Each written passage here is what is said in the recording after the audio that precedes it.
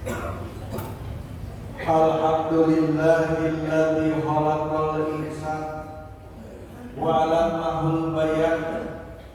Asyhadu an la ilaha illallahul karimul manan wa asyhadu anna Muhammadar Rasulullah maqsusu bi asrafil anbiya. Allahumma shalli ala Muhammad wa ala alihi wa sahbihi ajmain. Amma ba'du. Ya ibadallah, usikum wa iyaya bittaqwallah faqad fazal muttaqun. Qala Allah Ta'ala fil Qur'anil Karim, a'udzu billahi minasyaitonir rajim. Kuntum khairu ummah ta'muruna bil ma'ruf wa tanhauna 'anil munkar. Hadirin sidang Jumat 25 tanggal 25 Desember ini merupakan hari Natal, hari raya umat agama Kristiani.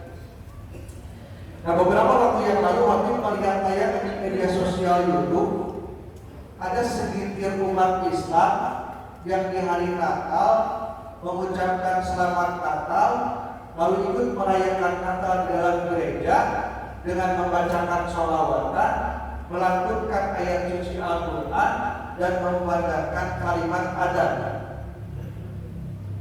Nah, melihat yang tersebut, kami yakin tujuan mereka itu baik, yaitu ingin menciptakan toleransi kerukunan antar umat beragama. Nah, tapi masalahnya komentar-komentar netizen di video tersebut bukannya memberikan pujian dan apresiasi, tapi malah sebaliknya banyak yang memberikan kecaman dan caci maki, baik dari kalangan umat Islam maupun dari kalangan umat Kristiani sendiri. Pertanyaannya, kenapa bisa mengundang kecaman dan caci maki? Jawabannya, karena merupakan perilaku tersebut bukanlah bentuk dari sikap toleransi, melainkan bentuk refleksi dari pluralisme. Apa itu pluralisme? Nah, hal ini yang ingin sampaikan dalam kesempatan khutbah kali ini. Sidang Jumat 25, keyakinan terhadap prinsip-prinsip ketuhanan ini adalah masalah pokok dalam agama. Dalam agama apapun, bukan hanya dalam agama Islam. Nah, dalam agama Islam, hal ini dinamakan dengan ketauhidan. Nah, masalah ketauhidan ini bukan masalah murjiah, tapi ini adalah masalah usuliyah, masalah pokok dalam agama. Kenapa? Karena pelanggaran terhadap ketauhidan bisa membatalkan eksistensi diakui status keislaman seseorang di mata Allah Subhanahu wa Ta'ala. Pelanggaran terhadap ketauhidan bisa menjerumuskan seseorang pada kemurtadan dan kekafiran. Nah, sedang juga ada 4 paham yang sedang berkembang yang sangat berbahaya karena bisa merusak ketauhidan seseorang. Paham tersebut adalah paham ateis dan paham spiris. Ateis adalah paham yang tidak percaya adanya Tuhan, menolak adanya Tuhan. Spiris adalah sekularis, pluralis, dan liberalis.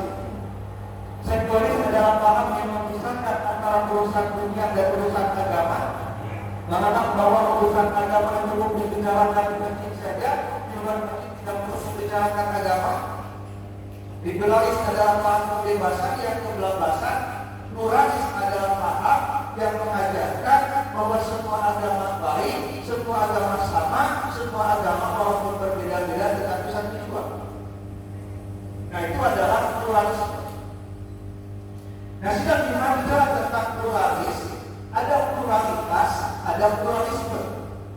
Nah, Islam itu sangat menerima pluralitas. Artinya Islam sangat menerima perbedaan keanekaragaman beragama. Ayatnya jelas, lakum dinukum waliyadin, bagimu agamamu dan bagimu agamamu. Artinya Islam mempersilahkan, silakan beragama menurut agama dan kepercayaan masing-masing. Di ayat lain Allah berfirman lebih tegas lagi, la ikraha fiddin, tidak boleh ada pemaksaan untuk memeluk agama Islam. Jadi dakwah Islam hanya sebatas menyampaikan. Tidak boleh ada ancaman, tidak boleh ada kecaman, tidak boleh ada hinaan, tidak boleh ada intimidasi. intimidasi, tidak boleh ada manipulasi, tidak boleh ada ragu, tidak boleh ada iming-iming materi. La ikraha fid, kata tidak boleh ada pemaksaan untuk memeluk agama Islam. Jadi Islam sangat menerima pluralitas, bahkan Islam sangat menjunjung tinggi pluralitas. Sampai-sampai Rasul bersabda, kata Rasul, man ada dinian faqad adani, wa man adani faqad adani. Barang siapa umat Islam yang mengganggu umat agama lain, maka dia sudah menggangguku, kata Rasul. Wa man adani faqad adani, dan barang siapa yang menggangguku, maka berarti mengganggu Allah Subhanahu wa taala. Nah, jadi artinya Islam sangat menerima pluralitas, bahkan Islam sangat menjunjung tinggi pluralitas. Tapi Islam sangat menolak pluralisme. Satu isme, satu paham, satu ajaran yang mengajarkan bahwa semua agama baik, semua agama benar, semua agama sama, semua agama walaupun berbeda-beda tetapi satu tujuan, namanya ditolak oleh agama Islam. Tadi sidang iman waktu iman, namun sebenarnya yang menolak pluralisme itu bukan agama Islam saja, Pak. Semua umat beragama menolak pluralisme. Kenapa? Karena semua agama melarang umatnya untuk meyakini adanya agama yang benar di luar agama yang dianutnya. Jadi pluralisme bukan hanya ditolak oleh agama Islam, tapi juga ditolak oleh semua umat beragama. Nah, sidang ibadah iman, jika pluralisme mengatakan sebuah agama baik, maka itu masih bisa diterima oleh logika akal manusia. Kenapa? Karena memang pada dasarnya semua agama mengajarkan kebaikan, mengajarkan saling tolong menolong, saling bantu membantu, saling menghargai sesama manusia. Jadi pada dasarnya semua agama mengajarkan kebaikan. Maka jika dikatakan semua agama baik, itu masih bisa diterima oleh logika akal. Tapi jika mengatakan bahwa semua agama sama dan semua agama benar, nah hal ini yang sangat tidak logis, tidak realistis, tidak rasional, tidak masuk akal. Kenapa? Karena faktanya semua agama berbeda-beda, tempat ibadahnya beda-beda. Ada yang di masjid, ada yang di gereja, ada yang di pura, ada yang di kuil, ada yang di kelenteng, ada yang di vihara dan lain sebagainya. Tempat ibadahnya beda-beda, cara ibadahnya beda-beda, kitab sucinya beda-beda, Tuhannya pun berbeda-beda. Ada agama yang Tuhannya berwujud matahari, agama Shinto. Ada agama yang Tuhannya berwujud api, agama Majusi. Ada agama yang Tuhannya berwujud dewa-dewa. Ada agama yang Tuhannya berwujud patung-patung. Ada agama yang Tuhannya berwujud manusia. Dan ada agama yang Tuhannya wujudnya tidak terlihat karena tidak serupa dengan apapun yang terlihat, yaitu Allah Subhanahu wa taala. Tidak terlihat karena dijelaskan juga bahwa Allah Subhanahu wa taala bersemayam di atas alas, di atas langit, jadi tidak mungkin terlihat. Jadi kembali lagi semua agama berbeda-beda, tempat ibadahnya beda-beda, cara ibadahnya beda-beda, kitab sucinya beda-beda, Tuhannya pun berbeda-beda. Maka tidak logis jika dikatakan semua agama sama. Jadi semua agama itu berbeda-beda. Nah, karena semua agama tidak sama, maka tidak logis juga jika dikatakan semua agama benar. Kenapa? Karena logika akal kita, jika pandangan terhadap satu objek yang sama, persepsinya berbeda-beda, maka fakta yang benarnya pasti satu. Tidak mungkin ada dua yang benar, apalagi semuanya benar. Begini analoginya, Pak. Contoh, sebuah buku tebalnya 50 halaman. Lalu ada yang mengatakan bahwa buku tersebut tebalnya 60 halaman. Ada lagi yang mengatakan 70 halaman. Ada lagi yang mengatakan 80 halaman. Nah, maka fakta yang benarnya pasti satu, yaitu 50 halaman. Tidak mungkin ada dua yang benar, apalagi semuanya benar. Nah, maka pluralisme yang mengatakan bahwa semua agama benar itu adalah yang sangat tidak logis, tidak realistis, tidak rasional, tidak masuk akal.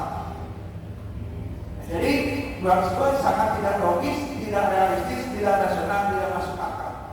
Barakallahu li wa lakum bil Qur'anil azim wa nafa'ani wa iyyakum bima fihi min ayatin wa dzikril hakim wa taqabbala minni wa minkum billahi wa innahu was-sami'ul alim.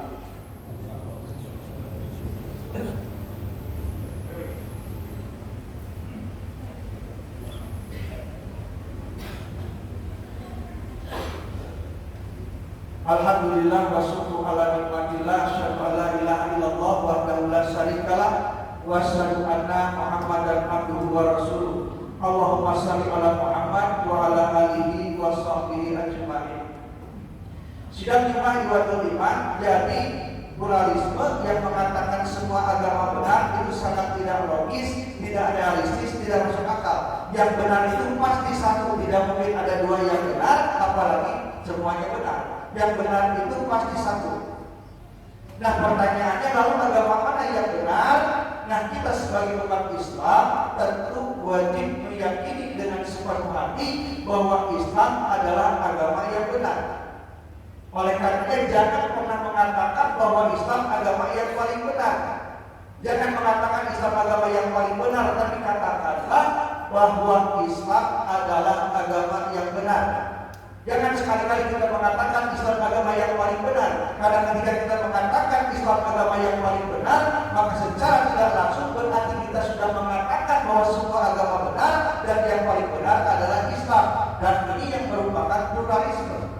Meyakini adanya agama yang benar di luar agama yang dianutnya. Dan dalam perspektif ajaran agama manapun bukan ajaran agama Islam, pluralisme itu hukumnya murtad, keluar dari agama yang dipeluknya. Kenapa? Karena sudah meyakini adanya agama yang benar di luar agama yang dianutnya. Dan semua agama melarang umatnya untuk meyakini adanya agama yang benar di luar agama yang dianutnya. Dan dalam pandangan Islam, hukumnya murtad itu setelah meninggal nanti tempatnya binari jahannam khalidina fiha abada, tempatnya neraka kekal abadi untuk selama-lamanya. Selama-lamanya tidak akan diangkat lagi dari nerakanya Allah Subhanahu wa taala. Sidang Jumat Ibadah Iman, semua umat Islam dalam ajaran Islam dipastikan akan masuk surga. Semuanya akan masuk surga, walaupun kebanyakan harus ke neraka terlebih dahulu. Kenapa? Karena harus dibersihkan dulu dari dosa-dosanya. Tapi ketika dosa-dosanya sudah bersih, sudah dibalas, maka akan diangkat dari neraka dan akan dimasukkan ke dalam surganya Allah Subhanahu wa taala. Nah, namun hal ini ada syaratnya. Syaratnya apa? Harus memiliki ketauhidan, keyakinan kepada Allah. Harus bersaksi tidak ada Tuhan selain Allah dan tidak ada agama yang benar selain agama Allah. Rasul bersabda, yang minna wa yang minna wa yang minna, akan diangkat dari neraka dan akan diangkat dari neraka dan akan diangkat dari neraka, kata Rasul. Baqala la ilaha illallah wa fi qalbihi wa yusyairan min khairi. Barang siapa bersaksi dengan sepenuh hati, meyakini bahwa tidak ada Tuhan selain Allah dan meyakini bahwa agama yang benar tidak ada agama yang benar selain agama Allah, maka pada akhirnya pasti akan diangkat dari neraka dan akan dimasukkan ke dalam surganya Allah Subhanahu wa taala. Wa fi qalbihi wa yusyairan min khairi, walaupun dalam hatinya hanya memiliki kebaikan seberat biji jara, tetap akan dimasukkan ke dalam surganya Allah Subhanahu wa taala. Jadi ketauhidan, keyakinan kepada Allah dan kebenaran agama Islam, agama ini adalah merupakan ketauhidan. Dan ini merupakan kunci diartikan keislaman kita dan kunci dimasukkannya kita ke dalam surganya Allah Subhanahu wa taala. Ketika kita meyakini ada agama yang benar selain agama Islam, maka itu sudah merusak ketauhidan kita. Karena apa? Karena itu adalah rukun Islam yang pertama, yaitu syahadat asyhadu alla ilaha illallah. Itu adalah kunci diartikan keislaman kita dan kunci dimasukkannya kita ke dalam surganya Allah Subhanahu wa taala. Dan syahadat ini wajib kita ucapkan, kita ikrarkan setiap hari. Di dalam apa? Di dalam pelaksanaan ibadah sholat, dalam tasyahud. Maka jangan pernah meninggalkan sholat. Karena di dalam sholat ada bacaan tasyahud, ada bacaan syahadat yang merupakan kunci diartinya keislaman kita dan kunci dimasukkannya kita ke dalam surganya Allah Subhanahu wa taala. Sidang Jumat Ibadah Iman terakhir ada pertanyaan menghadapi hari raya Idul Adha bahwa agama lain, apakah hukum mengucapkan selamat terhadap hari raya umat agama lain, baik umat agama Kristen, umat agama Buddha atau umat agama lainnya? Bagaimana hukumnya dalam pandangan Islam? Apakah hal ini termasuk ke dalam bentuk toleransi ataukah termasuk ke dalam bentuk pluralisme? Jawabannya, Jika hanya sekedar mengucapkan, itu termasuk ke dalam bentuk toleransi, bukan pluralisme. Kecuali jika kita meyakini agama, hari besar agama tersebut, maka itu pluralisme. Tapi jika kita hanya mengucapkan saja, mengucapkan selamat saja, itu merupakan bentuk dari toleransi. Nah, hanya saja, apakah toleransi seperti ini yang diajarkan oleh Nabi Muhammad oleh Rasulullah SAW?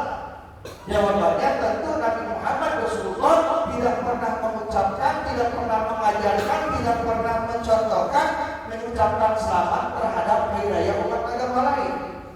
Padahal Nabi Muhammad Rasulullah bergaul, bermuamalah, berdagang, berbisnis, berniaga dengan umat agama lain. Bahkan Rasulullah sering membantu, sering saling tolong-menolong dengan umat agama lain. Tapi Nabi Muhammad tidak pernah mengucapkan selamat terhadap hari raya umat agama lain. Nah, maka untuk membahas masalah hukum ini, yang untuk dibahas masalah bagaimana hukum mengucapkannya, tentu akan memberikan perlu penjelasan yang sangat panjang yang tidak mungkin disampaikan pada saat kesempatan kali ini. Insya Allah dari kesempatan akan kami bahas bahwa bagaimana hukum mengucapkan selamat, yang pada intinya Nabi Muhammad tidak pernah mencontohkan, tidak pernah mengajarkan, dan tidak pernah mengucapkan selamat terhadap hari umat agama lain. Rabbana dhalamna anfusana wa illam taghfir lana wa tarhamna lanakunanna minal khasirin. Allahumma ighfirli wa liwalidayya warhamhuma kama rabbayani shaghira. Allahumma ighfirli wa liwalidayya warhamhuma kama rabbayani shaghira. Allahumma ighfirli wa liwalidayya warhamhuma kama rabbayani shaghira. Allahumma ij'al Islam wal muslimin wa ahlikil kafarata wal musyrikin wa akhir a'da'ana wa a'da'aka a'da'adin wa li kalimataka ila yaumiddin bi rahmatika ya arhamar rahimin. Allahumma inni as'aluka hubbaka wa hubba man yuhibbuka wa amalan ladzi yuballighu hubbaka. Allahumma ij'al hubbaka ahabba alayya min nafsi wa ahli. Rabbana la tuzigh qulubana ba'da idh hadaytana wa hab lana min ladunka rahmah innaka antal wahhab. Rabbana hab lana min azwajina wa dhurriyyatina qurrata a'yun waj'alna lil muttaqina imama. Rabbi hab li minas shalihin, Rabbi hab li minas shalihin.